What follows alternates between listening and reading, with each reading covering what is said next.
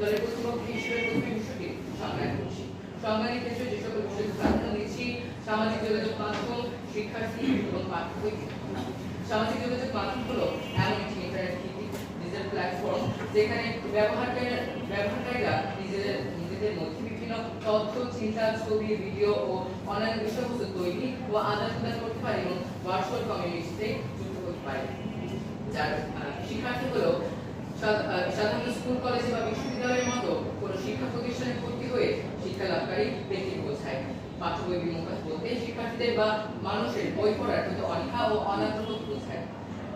আমরা যোগ দিয়ে বলছি, সামাজিক যোগাযোগ মাধ্যম শিক্ষার্থীদের পাঠ্য বই বিমুখ করছে না, তাদের শিক্ষায় নতুন নতুন মাত্রা যোগ করছে।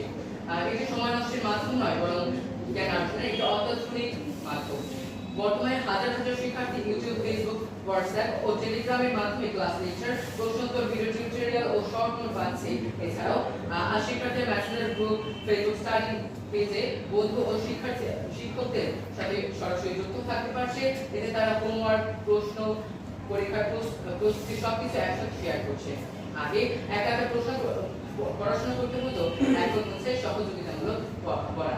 কেউ যদি মোবাইল বা ফেসবুক শুধু বিনোদনের জন্য ব্যবহার করে তখন সেটি অবশ্যই, কিন্তু একজন শিক্ষার্থী যদি তার সময় ঠিকভাবে কাজে লাগে, 1 ঘন্টা ক্লাসের ভিডিও দেখে, 30 মিনিট প্রশ্ন চর্চা করে, তবে সেটি কখনোই ক্ষতিকর নয়। কেন্দ্রীয় স্কুলের বর্তমান শিক্ষার্থী সংখ্যা 10 লক্ষ এবং আয়মান সাদিকেরও লক্ষাধিক।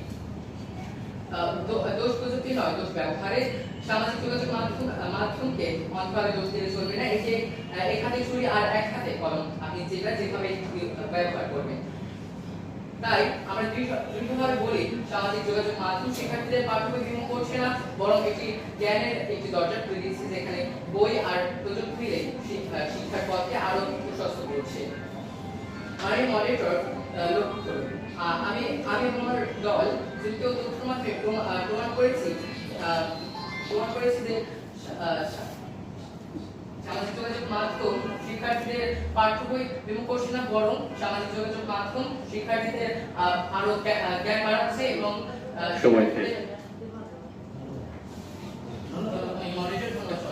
ধন্যবাদ।